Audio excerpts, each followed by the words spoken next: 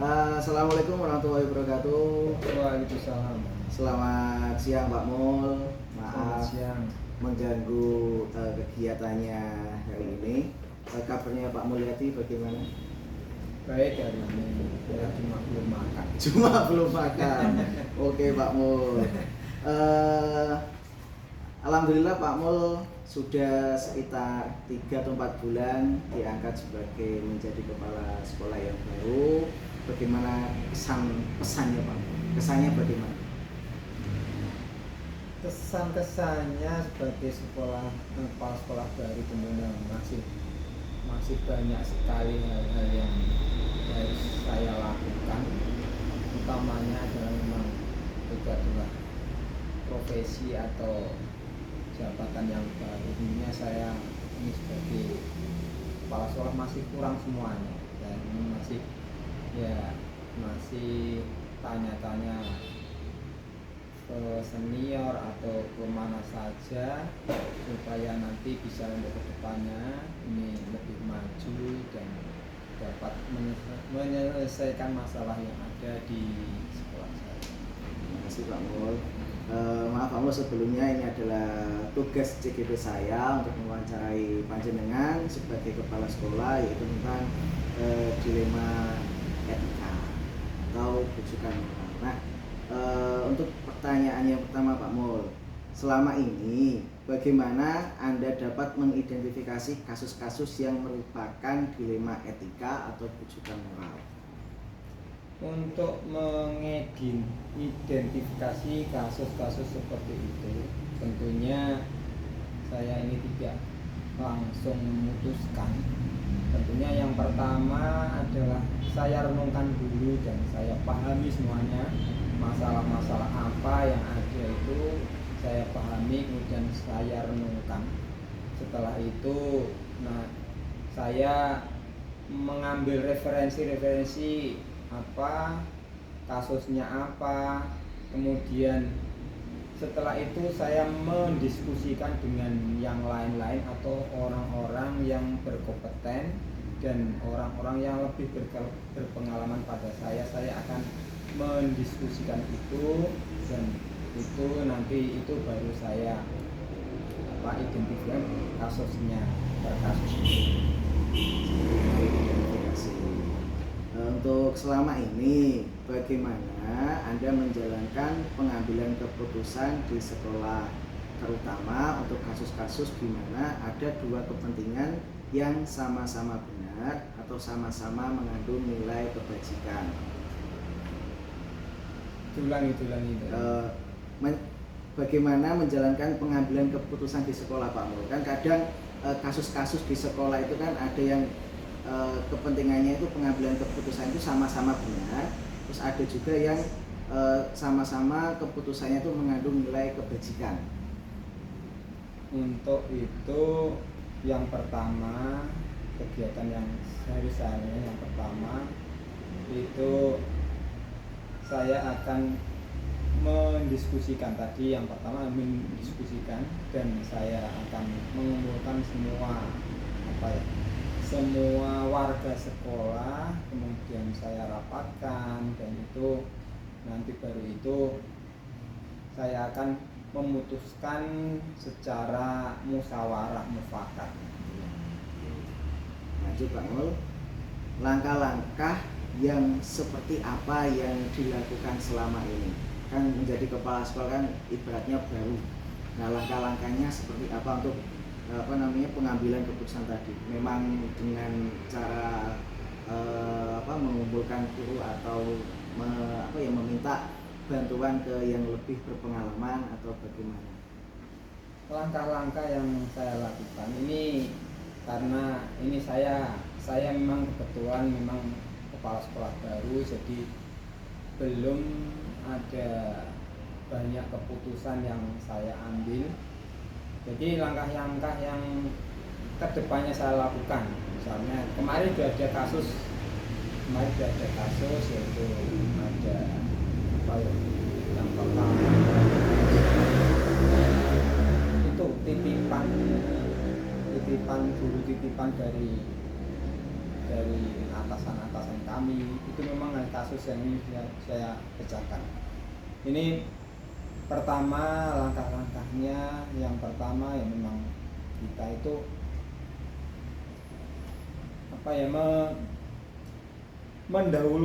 mendahulukan kasus-kasus yang lebih urgent, itu yang saya dahulukan.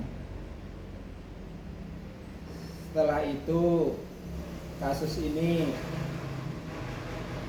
kita musyawarahkan bersama, dan tentunya dalam musyawarah itu banyak sekali masukan-masukannya, dan itu yang kami jadikan acuan untuk mengambil keputusan itu. Tentunya ya memang lewat musyawarah mufakat tadi, kemudian apa kepentingannya, urgennya masalah dan lain sebagainya, itu yang saya. Kemudian tentunya saya ini hanya sebagai pengambil kebijakan, sehingga itu ya memang dalam mengambil kebijakan ini adalah memang keputusan musyawarah mufakat itu yang saya ambilkan. Itu adalah keputusan yang mungkin yang saya anggap benar selama ini. Tadi ada tadi ya tentang masalah titipan tadi, itu berarti kan menimbulkan dilema etika ya Pak Mul. Nah untuk yang cara apa sih Pak, hal apa yang dianggap efektif untuk mengatasi mengatasi atau mengambil keputusan pada dilema etika itu tadi. Nah, hal-hal apa yang dilakukan Pak Mul yang paling efektif untuk menyelesaikan masalah dilema etika tadi? Ya memang yang paling efektif itu dalam mengambil keputusan, yang paling efektif itu ya memang musyawarah mufakat, itu yang paling efektif. Jadi saya tidak memikirkan sendiri, karena itu nanti mungkin kebijakan ini adalah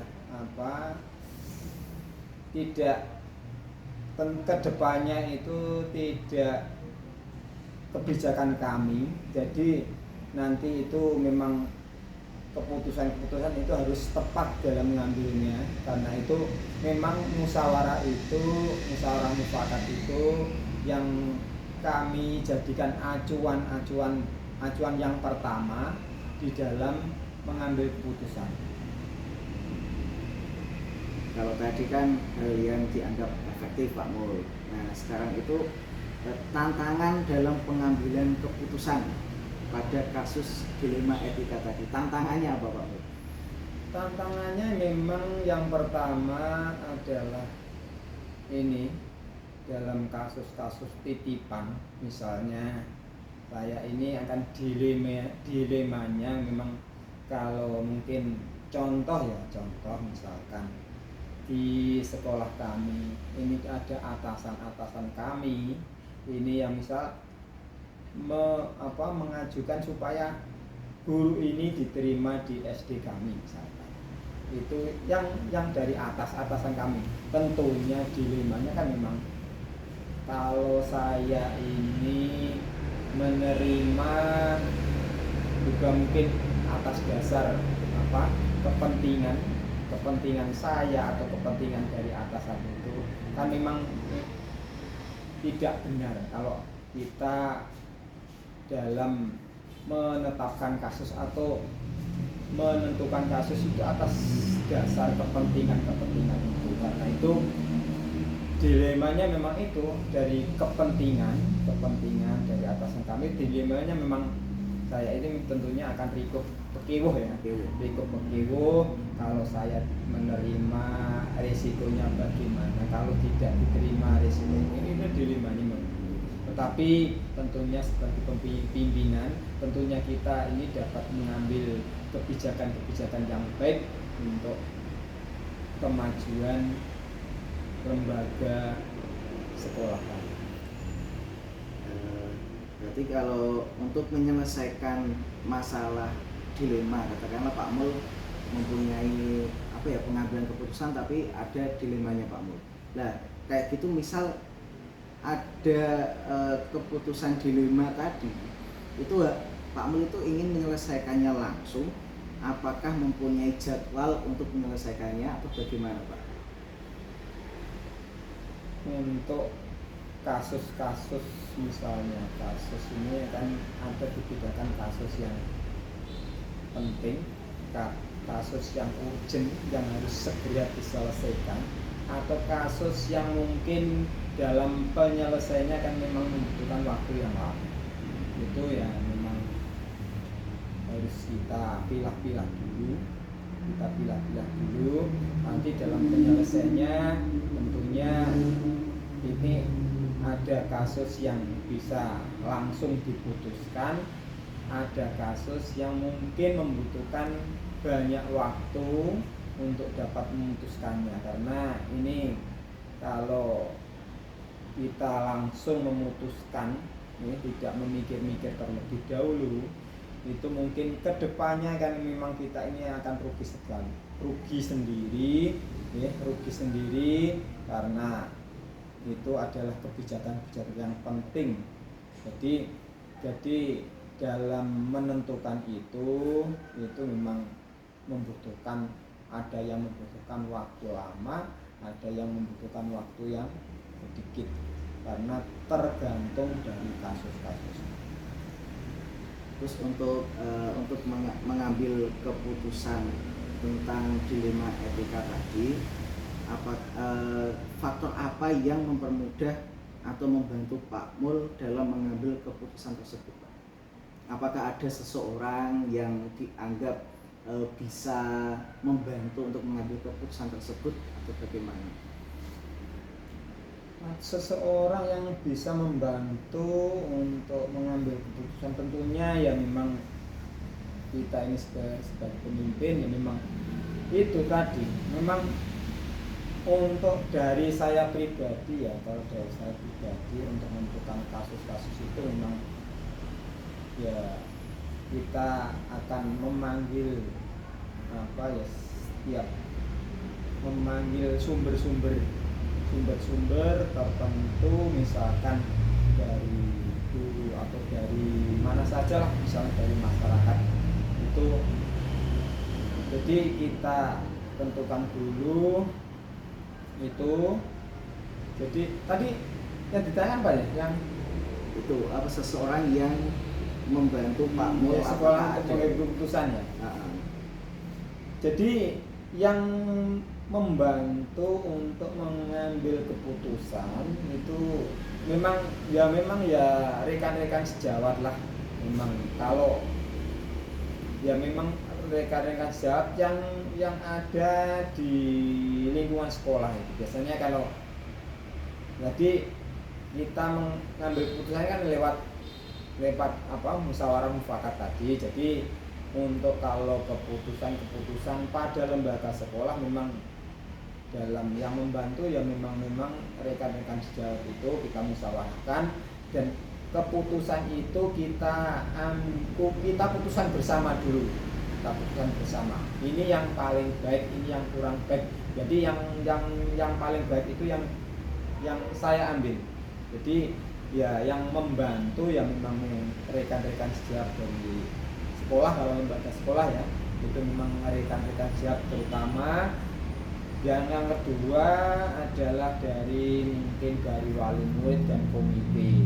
Itu yang kedua, itu mungkin yang dapat membantu. Dan yang ketiga ya tentunya dari kalau di lembaga sekolah SD ya ini mungkin dari pengawas atau dari kepala sekolah SD yang lain di kecamatan.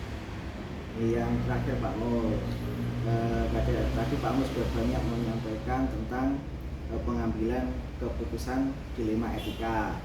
Nah, pelajaran apa Pak, atau dari pengalaman Pak Mul yang bisa dipetik dari semua tadi, pembelajarannya apa? Pembelajarannya ya memang kita ini kalau pengambilan keputusan itu diambil secara musyawarah mufakat, itu memang dari selama ini yang saya rasakan itu memang yang terbaik adalah apa saja keputusan itu kalau kita musyawarahkan mufakat secara bersama-sama. Tentunya keputusan itu adalah keputusan yang paling baik. Baik, terima kasih Pak Mul atas waktunya. Sama-sama. Terima kasih sudah menyempatkan waktunya juga, Pak. Cukup sekian. Assalamualaikum warahmatullahi wabarakatuh. Waalaikumsalam.